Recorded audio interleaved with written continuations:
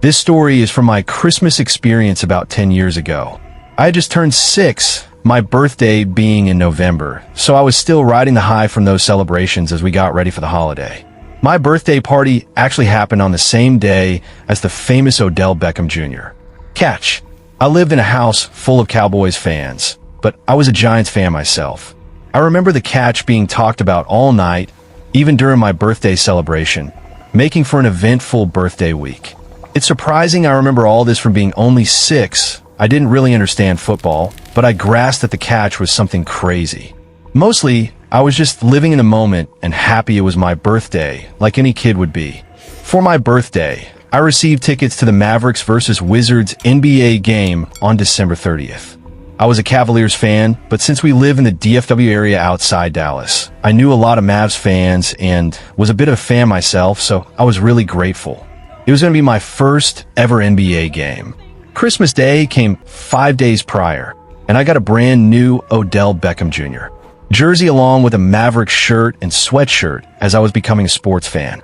I had a great Christmas, but one of the other gifts was tickets to another Mavs game on December 27th against the Oklahoma City Thunder. I was so excited to go to both games. The day of the first game arrived, and we went. The Mavs won a close one, something like 112-105. It was crazy to experience an event like that in an NBA arena for the first time. We left the game and drove home, which was maybe 45 minutes from the American Airlines Center. The next couple days were normal, but I was buzzing with excitement to return to that amazing stadium and atmosphere. This time we went again, though I didn't know it would be the last time I'd go for years. At the previous game, we had nice seats about 7 rows from the court and in the middle, but this time we were maybe row 20 and in a corner, so the experience felt different. The game was going well, and I was enjoying it. The Mavs were killing them by like 20 or 30 points at halftime. Being a child, I wanted to roam around and get food or go to the bathroom by myself, but I was with my parents and only 6 years old. So my parents and I walked to get some food. We waited in line for maybe 20 minutes. My dad went to another restaurant inside the arena to get different food, and I stayed with my brother who was waiting in line to pay. As we talked to the worker, I walked away to throw out some candy they bought me before the game. I walked to a trash can maybe 30 feet away. As I got there, this tall white man came up to me and asked, "Hey, are you lost?" I shook my head and didn't say anything. He said he didn't see my parents around and told me, "Let's go look." As he grabbed my hand and walked with me, I was just a kid, so I went along. He took me toward the nosebleeds and said we were going to the intercom so they could announce my name and find my parents. I said okay and kept walking. We got to the top and waited for about 10 minutes. He waited until the coast was clear and then tried pushing me toward the emergency stairs or an elevator. I don't remember exactly, but I do remember there was no one around. Then I remembered stranger danger, and guilt and fear started sinking in. I realized I shouldn't be with this man. He didn't have any credentials. When he let go of my hand to check his phone, I ran all the way back to the stands. As I ran, I saw him standing there with a small grin on his face. I couldn't find my parents, but I didn't care. I just wanted to be somewhere safe. I found my brother, who hadn't told my parents he lost me because he didn't want to get in trouble. He asked if I was okay, and I said yes, choosing not to say anything. The game ended and the Mavs won, but I didn't care. I just wanted to go home. As we exited, I was quiet. When we got in the car, I was also quiet. My parents seemed confused that I wasn't energetic, but I told them I was tired. As we drove home, I almost fell asleep, but then a loud honk screeched behind us. It was so loud I almost screamed. I turned around, and there he was, the same man driving a truck with maybe 3 other men inside. I couldn't tell who they were, just silhouettes. My parents yelled at them from our car when they pulled up next to us, but the men just stared. I wanted to say something so badly, but for some reason I didn't. When we got home, I went right to sleep and passed out fast. In the middle of the night, I woke up with chills. I noticed a light flashing at my window. I looked out, expecting something innocent like Santa Claus, but instead saw that man standing out there shining a flashlight into my bedroom window. I screamed and ran to my parents' room, telling them someone was at my window. It was a first-story window. They rushed outside and searched for maybe 20 minutes. They didn't find anything, and since I was a kid, they didn't believe me. They said it must have been a shadow from a car, but I know what I saw. On New Year's Eve, a couple days later, we were staying up until midnight to watch the ball drop. We were about 5 or 6 minutes away from midnight when the doorbell rang. My parents answered it. I didn't pay attention until I heard the man's voice, and I was 100% sure it was him. I told my parents, but they didn't believe me. I told them at the game he brought me to the high level and I ran away and escaped, but they still didn't believe me. They said it was just a man handing out lost dog flyers for his cousin's dog. The night went on and I was fine. But then a year later on New Year's Eve, there was a knock at my bedroom window. Keep in mind, I had forgotten about the situation. I got up and looked, and there was a piece of paper on the window that said, "This new year, you'll meet me again." I gave my parents the note, and they filed a report, but they never heard anything back. Every couple of years, I get terrified on New Year's Eve, thinking that man will come back. I told my parents I never want to go back to an NBA game, saying it wasn't my thing. But now I'm 16, and it scares me that the man knows where I live. I'm considering going to the Cavs versus Mavs game on January 2nd or 3rd, which will be my first game since then, but I'm not sure. This experience scared me away from basketball and made me always close my curtains.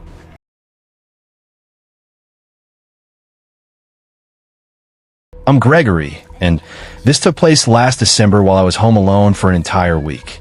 My girlfriend was spending the holidays with her family, and I had stayed behind due to work.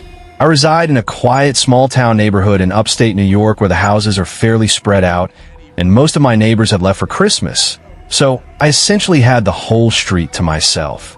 Initially, I welcomed the peace and quiet, looking forward to resting, catching up on shows, and simply enjoying a cozy holiday atmosphere. However, what occurred that week has stayed vividly in my mind ever since. It was on my second night alone, around 6:30, already pitch dark outside with a light snowfall having dusted my yard and driveway in white. I was in the kitchen preparing a simple dinner of pasta and chicken, as I'm not much of a cook compared to my girlfriend. To combat the emptiness, I had the TV on in the background. Despite enjoying some solitude, I wasn't accustomed to the house being so quiet and vacant. While eating at the table, I heard an unusual sound that took me a moment to identify. It was singing. I muted the TV and listened, confirming the sound was definitely coming from outside. As it grew clearer, I realized the person was singing Jingle Bells. At first I thought it might be neighborhood kids playing, but the voice sounded like that of a grown man. I got up and moved toward the front door, as that seemed to be the direction of the sound, which grew louder as I approached. By the time I reached the door, it seemed the singing was coming directly from my front stoop. A weird feeling settled in my stomach, though I still reasoned it could just be a caroler. I opened the door to find a man around 35 years old standing in the glow of my porch light, hatless and wearing a coat too thin for the weather. The strangest part was his complete focus on singing Jingle Bells while staring down at my welcome mat, as if unaware I had opened the door. I forced a slight smile, unsure of what else to do, having never received Christmas carolers before, and certainly not a solo grown man, as it's typically a group activity. He didn't appear dangerous. Rather, he seemed confused or perhaps slow, and I even wondered if he had special needs since he didn't react to my presence and just kept singing. When he finished the song, I expected him to speak or leave, but he simply took a breath and started the song over from the beginning in the same slow, off-key tone, now looking up and making direct eye contact.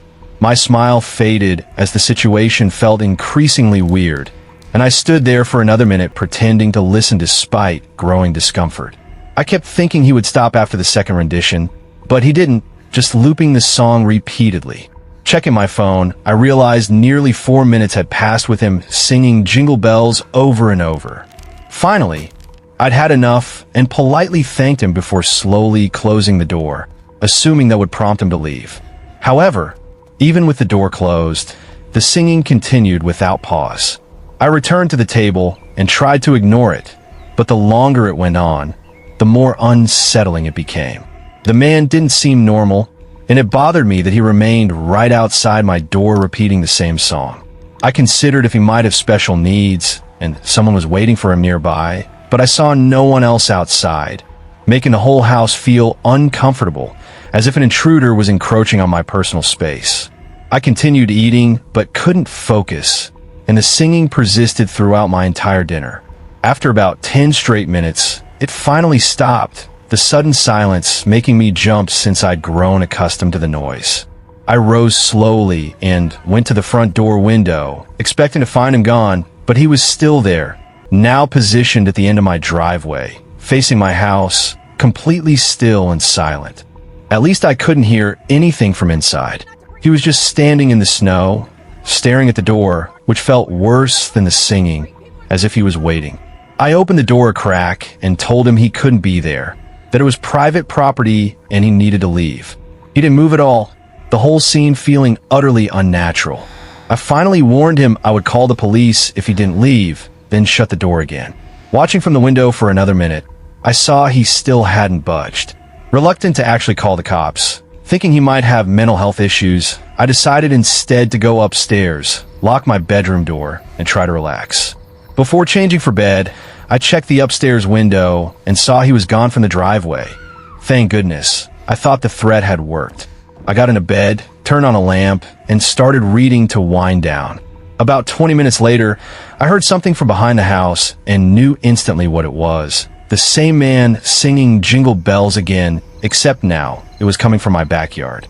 I jumped out of bed and went to the back window, looking down to see him not only inside my backyard, but already looking up at my window while he sang. I slid the window open and yelled that I was calling the police. The singing stopped instantly. He stood in total silence for about 3 seconds before suddenly bursting into a full sprint toward the back door on the lower level. The moment he was out of view, I heard the most insane sound of my life. He began screaming at the top of his lungs, not like a normal scream, but more like a death metal singer, even more deranged and echoing across the yard and through the house. Then came the banging. The back door shook violently as he kicked it, slammed into it, and likely tried to rip the doorknob off. The vibrations of the impacts felt even in my upstairs bedroom. I realized this guy wasn't just weird, he was trying to get inside. I grabbed my phone and called 911 immediately, begging them to hurry as a man was attempting to break in.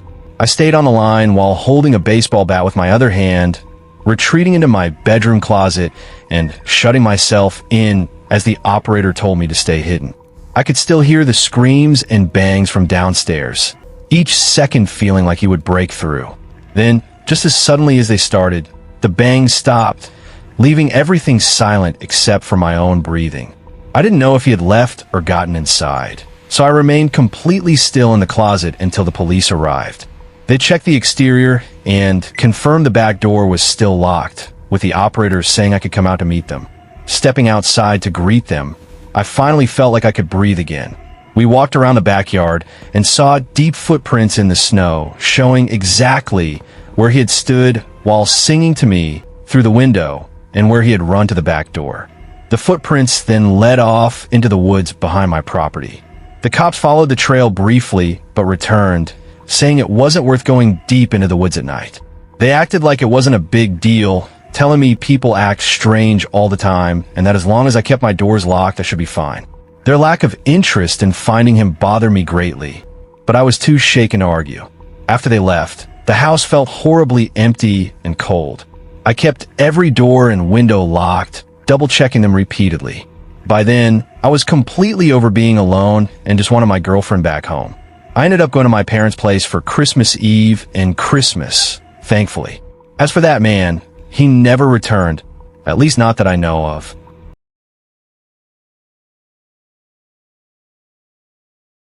I remember that night with terrible clarity, and even now, I think about how close my family came to something truly awful. It was early December, and we had decided to drive up into the mountains to cut down a real Christmas tree, something my wife Marianne and I had always wanted to do. Our 7-year-old son Andrew was excited about it too. The weather was cold and cloudy, with a heavy sky that felt like snow was always about to fall again, which to us only added to the Christmas atmosphere. The whole ride up the winding roads made me feel like a kid again. It had been a long time since I'd done something so uniquely festive, and having Andrew so excited brought me right back to my own youth. When we finally reached the remote area Marianne found online, The parking area was empty of other cars. There were a few scattered light posts, so it wasn't pitch black. That's partly why we picked the place, but we still brought flashlights. We parked by a small, unmarked path leading deeper into the trees. There was a lot of snow on the ground from fall a few days earlier, and up at that elevation, it took even longer to melt. Andrew jumped out of the car right away and started throwing snowballs at us. So of course I threw them back. We were here to have fun, and I wanted to make it as memorable as possible for him. I grabbed our flashlights and the axe I'd brought to chop down a tree. We walked up the narrow path with snow crunching under our boots, Andrew running ahead and stopping to point at trees he thought might be perfect. The deeper we went, the more the road behind us disappeared, until the only light came from the faint moon behind thick clouds. It was so quiet, I asked Marianne and Andrew to stop for a second just to take it in. There wasn't a single sound, maybe a light breeze, and that was it. Honestly, if I'd been alone, the silence and darkness alone would have creeped me out. As we continued, we had to use our flashlights once the light from the parking lot vanished, leaving us in near total darkness. Andrew started getting a little nervous, asking how far we were going and commenting on the dark. I kept feeling like someone was watching us or walking behind us, but every time I turned around, there was nothing but the empty, snowy path. About 10 minutes in, we finally found a spot with tall, full trees. Andrew ran around them in circles looking for the best one, while Marion stayed closer to me and whispered she wanted to pick a tree fast because she had a weird feeling too. I knew exactly what she meant. This was a lot creepier than I'd imagined. Right then, I heard soft crunching behind us. It wasn't any of us, nor did it sound like an animal. It was the sound of boots on snow, but slow and sneaking. When I turned around, I saw a man in dark clothes standing about 20 feet back on the path. He wasn't dressed for the weather. His hands were bare and red from the cold, and his jacket looked more like a windbreaker. His face was pale and stiff, as if he'd been out in the cold far too long. Marion grabbed Andrew's arm to pull him closer. When a man noticed us looking, he suddenly smiled in an off-putting way and stepped closer, asking if we were looking for a Christmas tree. His voice broke the unsettling silence. It was deep and kind of soft. Before I could say anything, Andrew excitedly answered yes, and I felt a jolt of panic, not wanting this man to know anything about us. Marion quickly told him no, that we were just walking. The man stepped closer again, and the way he moved made every hair on my arm stand up. He told us not to worry because he wasn't a park ranger, saying it like he knew exactly why we'd lied. Admittedly, what we were doing was super illegal. I didn't want to talk to him at all. Something was wrong. He looked hungry or desperate, or like he hadn't slept in days. For lack of a better word, he looked homeless. I told Marianne we should head back to the car, and she nodded, gripping Andrew's jacket. As we started walking past him, he stood by smiling and watching, giving slight nods as if to say goodbye. Andrew kept turning around to ask if the man was following, and we told him to face forward. Every time I looked back, the man was a little closer, even though I never heard him speed up. I whispered to Marianne that once we reached the main road, we had to run to the car. She held Andrew's hand tighter and nodded without looking back. The man's step stayed behind us the whole time, dragging a little as if his boots were too big or heavy. Once we were close enough to see the gap in the trees where the car was parked, I told him to go. Marianne lifted Andrew and ran as fast as she could. The only reason I felt even remotely safe was because of the axe in my hand, but I'm not a violent person and have never resorted to violence in my life. I turned around to block the path for even a second. The man had stopped walking and was just staring at me, putting his hands up halfway, still smiling. Then he said, "I mean no harm. Why don't you get back to your truck now?" My heart skipped a beat as he said this. He said truck like he knew we'd come in a pickup. I simply replied that we didn't want any trouble, then turned and hurried back toward the lot. But halfway there, Marion screamed my name, sounding panicked. Oh no, I thought. When I reached the truck, she showed me that both right side tires were punctured. I didn't need to examine it long to know it was him. I told Marianne to call 911 immediately, but she struggled to find service at first, walking around the snowy lot until she got a signal, never straying too far. I had Andrew wait in the truck. He was now clearly concerned, old enough to know something bad was happening. Marianne seemed to be having a hard time on the phone, so I took it and explained our location, that we felt threatened by a random man in the woods who may have been responsible for the tires. Given the potentially unstable individual nearby and the fact we had a child, the police took it very seriously, telling me to keep my family locked in the truck until they arrived and that a tow truck would be sent. I was instructed to keep the operator on the line while we waited, but eventually the connection grew choppy, cutting out at moments due to poor reception. Then Marianne suddenly screamed in my ear to look, pointing toward the tree line by the path we'd been on. There were multiple people standing just beyond the trees. I counted at least 3. They looked like shadows from where we were, making the sight even more terrifying, as if we were being stalked and hunted. Then 2 of them started walking closer. I told the operator, and she asked something that really made me uncomfortable: if I had any kind of weapon. When I said I had the axe, she implied that if it came down to it, I should use it to defend my family. By this point, Andrew was crying and Marianne was trying to calm him. I told the operator the 2 figures were still walking toward the truck, not running or yelling, just walking slowly, as if they knew we weren't going anywhere. The 3rd figure had strangely disappeared, likely back deeper into the woods away from the light. The operator said the police were close, but I didn't know if that meant 2 minutes or 10. I kept looking between the tree line and the distant road, praying to see flashing lights. I tried to talk to the operator again, but the call dropped. The second it cut off, everything felt 100 times worse. I locked the doors again, even though they were already locked, and gripped the axe so hard my knuckles hurt. As the 2 people came within earshot, we could hear them saying, "We're here to help," while waving their hands. We didn't recognize either as the man from earlier. "Do you think they're park rangers?" Marianne asked, and I said firmly, "Not a chance." Perhaps I said it too loud, because Andrew started crying even more, and Marianne had to try extra hard to console him. These 2 were dressed similarly to the first guy, way underdressed, with worn out, almost dirty clothes, and they didn't seem bothered by the cold at all. But then, seemingly randomly, they turned around and started running back the way they'd come. We didn't know why at first, but it soon became clear we've never been so ecstatic to hear police sirens. The sound grew louder fast, and we saw flashing lights coming down the road. The police SUV entered the lot with its spotlight on, instantly shining in our direction. I flashed my lights to try to get the officers' attention toward the men running into the woods, but by then they were nearly gone, though their footprints weren't.